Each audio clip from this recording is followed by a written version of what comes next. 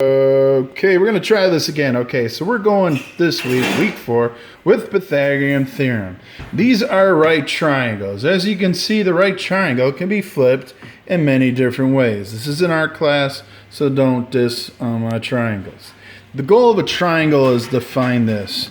We want to always find what is known as the hypotenuse, which is what we know from earlier this year, the longest side of the triangle.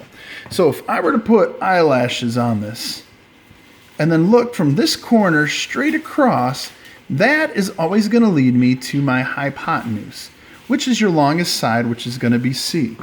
So if I come over here and I draw a line coming straight out of here, this is my C.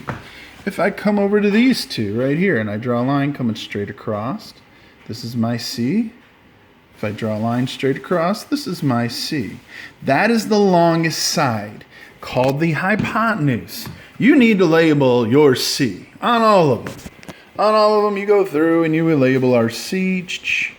Okay, there's my C here, and I come over to this side. Hey, look, there's my C over here. Now, the cool thing is you might be asking yourself, well, Mr. Geiger, there's more than one side to a triangle. And I'm glad you caught that. I'm backing out because I need another color to my markers, kids. So, the fun thing about that is this. You have two more sides. They're going to be called A and B. And it doesn't matter which side is A and which side is B. It doesn't matter. Guess what? You pick. It doesn't matter. Who's A, who's B. I switched them up. Whoa. It doesn't matter. I always go A and then B, and here's my A. I'm calling this my B. It doesn't matter. Pick it. You get to choose. Hey, here's my A, here's my B. Here's my A, here's my B. That's the biggest thing you need to do. Label A, B, and C, because that's what you need first. You might be going, well, what am I doing? Am I writing a song? Am I singing an alphabet? What am I doing here? Well, the big thing, what we're going to be doing here is writing down this formula. And the formula for a right triangle is A squared plus B squared is equal to C squared. Yeah, so, whoa, okay. I kind of see what you're saying. Yes, we're going to have to take numbers and we're going to substitute them in for the letters. So I'm going to magically write down numbers next to this triangle right here. And I'm going to draw a little right triangle, and I'm going to put a 3 here, a 4 here, and an X here. But Mr. Geiger, why did you make an X? Well, the reason I made an X is because that's what we're trying to solve for. So we come over here, and that's going to always be my C. So that means, guess what? Excuse me, I just hiccuped up and burped. We have an A and we have a B. Ha ha ha ha ha. So, okay, well, Mr. Geiger, I see this. I see what's going on. So you're saying if I see an A, I'm going to substitute instead a 3. You know what? You are correct. I'm going to put a 3 here for the A, and don't forget the squared. Okay, so Mr. Geiger, I see the letter B here, and I see the letter B here. Oh, there's a 4. Well, I'm going to put the 4 here. Okay, cool. So now what happens is we have 3 squared plus 4 squared equals C squared. So what I would personally do is take 3 squared plus 4 squared, throw it in my calculator. Okay, now if you didn't have a calculator and you had to go old school here, well, 3 times 3 is 9, and if I add that to whatever 4 times 4 is, well, 4 times 4 is 16. 19 plus 16 is, guess what, 25. Now, we're going to drop down that C squared. So they're telling us that C squared is 25. What does that mean? Well, how do we get rid of a square? You have to undo it. And you undo a square by taking the, say it with me, taking the, undo a square, you need to take the square, rhymes with poot. Yes, square root, not poop, poot, square root. So there we go. So we're going to take the square root of both sides. These magically cancel, so you're left with whatever the square root of 25 is. And what number times itself makes 25? That's right, 5.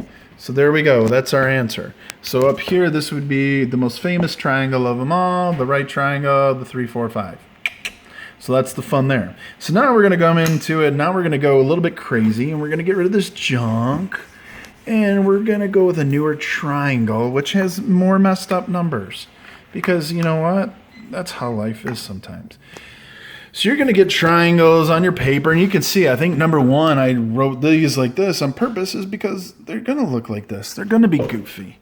Don't freak out. So let's do a goofy triangle. Forgive my drawing. It's not the best. So there's, let's say, the right triangle, right? Ooh, that's horrible. Okay, let's do that a little better. One line, one line, one line. Here's the right triangle.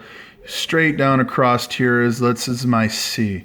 Okay, so I'm picking numbers out of the great blue open. So let's go with, this is a 9 and this is a 10.